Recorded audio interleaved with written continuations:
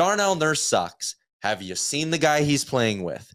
And you don't have a better partner for him. Like, again, it's just, this is not a perfect roster by any means. Is it a roster that's capable of winning the Stanley Cup? Absolutely. Because when they play good, and if they play good in the next 3 games, guess what? It's Oilers in 6. Yeah. They are fully in control of going to the Stanley Cup final because they're better than Dallas and they're better than Seattle as well. They just need to show up. And that's it, isn't it? They need to show up, and they just need to show up, and like, what is it? The FF has essentially been like game 1 and 3. And it's funny because after game 1, we were like, wow, they won't play like this again. Then they played significantly worse. Someone says Dumba would be good with Nurse. I don't think you've watched Matt Dumba play a lot of hockey, personally. Like, if you're frustrated with some of the pinches that these Oilers D-men currently make, oh boy, you're not going to like Matt Dumba by about January next year. So, falling back to the Rebel, though. Him and Nuge did do well for the Rebels when they played together. Could be something. Sure. You reunite Nuge and Dumba. You reunite Connor Brown and Connor McDavid. And there you go. There you go. What more do you need? This one, we need to be more relentless on the forecheck, plain and simple. Yeah, like there was a want factor, and there is in every playoff game. The Oilers aren't there. You go around the NHL, man, the Leafs aren't there, right? Yeah. Like, you can identify it in the series.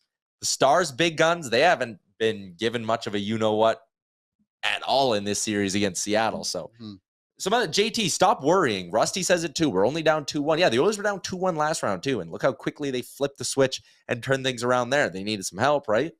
Needed to pull out a miracle comeback and have Zach Hyman score an OT winner. I think the difference here is that you're down 2-1 and you kind of got thrown around in the 2 losses.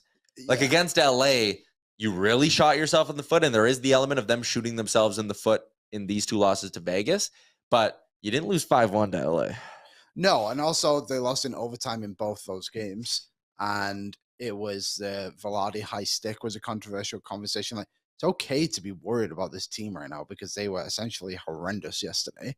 And it's good to be critical because, again, they were very, very bad. You can't just sit here every single game and be positive because I think we'd drive ourselves crazy if we did that, to be honest. Yeah. Pradneski says we need to talk about the leadership core. We did that off the jump. If you want to go back and listen to that, when we asked Sean about, does Woody need to motivate them? And the answer there's no. It's not on the coach to motivate people who do this for a living.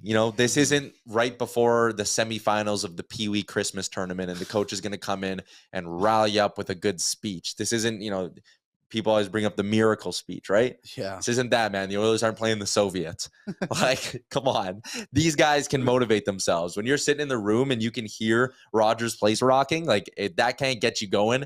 There's nothing in the world Jay Woodcroft can say that can get you going either. So let's keep moving along here. Shout out again to Boston Pizza and their Fanalytics inspired menu.